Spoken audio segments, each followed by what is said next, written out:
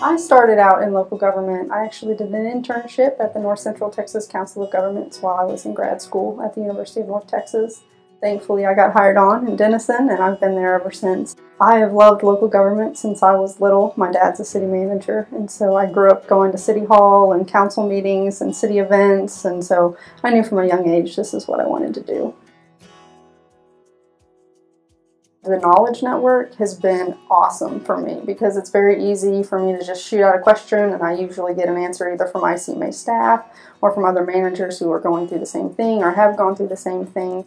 Sometimes when other staff members who aren't ICMA members, they come to me and they're like, hey, I'm working on this, and I was like, oh, hang on, let me do some research, let me look into it and talk to a couple other people. And it always seems that the people I end up talking to are ICMA members, and they're just so willing to help, and so it's been great. I love having that network of people.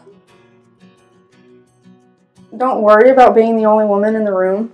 I know I was always very self-conscious about that, and growing up in city management, 20 years ago, there wasn't a whole lot of women involved then. It's obviously grown quite a bit now, but I mean, I remember going to council meetings and being the only girl in the room, and I mean, I was like 10, but so it didn't bother me then, but as I grew professionally, it bothered me that I was the only one sometimes, and I finally learned that it just doesn't matter. If people care what you have to say, don't let it bother you, don't let it get to you, keep your confidence, and somebody's listening to what you have to say. It might not seem like it, but usually somebody's listening. The biggest inspiration for me was to make a difference in the community that I live.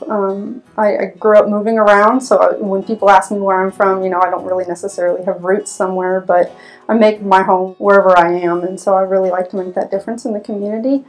Obviously, my dad has been a big inspiration to me. He's been in the business for 30+ years and still has the enthusiasm like he just started yesterday. So it's awesome to see that in him, and so it inspires me to continue working.